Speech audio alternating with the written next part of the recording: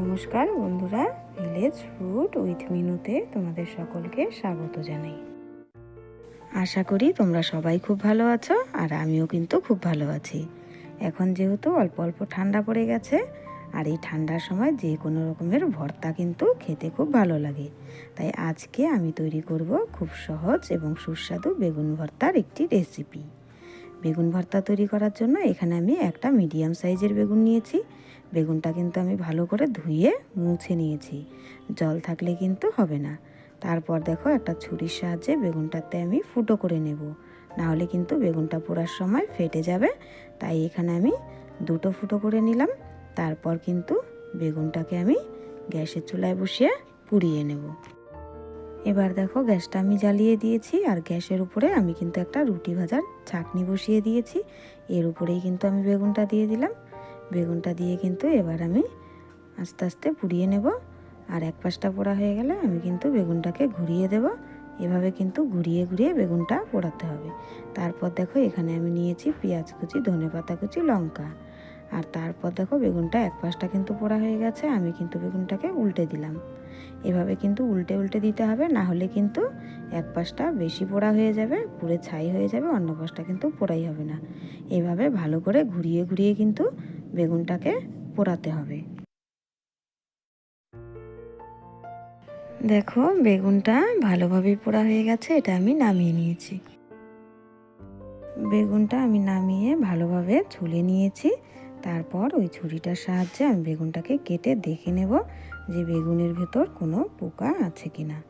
আর বেগুন এইভাবে কিন্তু ছোলার পর ভালোভাবে দেখে নিতে হবে ভেতরটা যে পোকা আছে কিনা। দেখো বেগুনটা কিন্তু পোকা নেই, একদম ভালো বেগুন।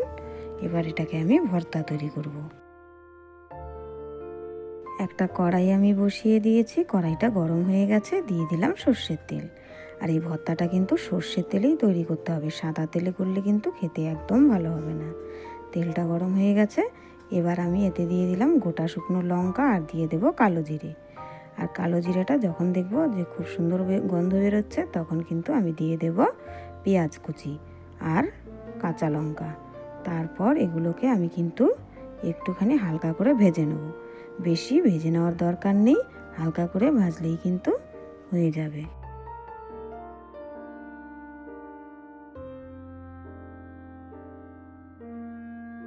পেঁয়াজটা ভাজা হয়ে গেছে, এবার আমি দিয়ে দেব বেগুন। বেগুনটা দিয়ে ভালো করে নেড়ে চেড়ে আমি ভেজে নেব। আর গ্যাসের আঁচটা কিন্তু কমই রেখে দেব, কারণ বেশি রাখলে পুড়ে যেতে পারে। তাই জন্য গ্যাসের আঁচটা কম দিয়ে কিন্তু আমি বেগুনটাকে ভালো করে নেড়ে চেড়ে ভেজে নেব। তারপর আমি এতে দিয়ে দেব পরিমাণ মতো লবণ, আর দেব সামান্য পরিমাণ হলুদ। হলুদটা কিন্তু তোমরা চাইলে নাও দিতে পারো, দিলে কিন্তু বেগুনের ভর্তাটা দেখতে সুন্দর হবে। তাই আমি অল্প পরিমাণ হলুদ এতে দিয়ে দিলাম। তারপর কিন্তু আবারও ভালো করে নেড়ে চেড়ে আমি বেগুন ভর্তাটা তৈরি করে নেব। এবার আমি এতে দিয়ে দেব ধনেপাতা কুচি। ধনেপাতা কুচিটা দিয়ে আর একটুখানি নেড়ে চেড়ে তারপর আমি বেগুন ভর্তাটা কিন্তু নামিয়ে নেব।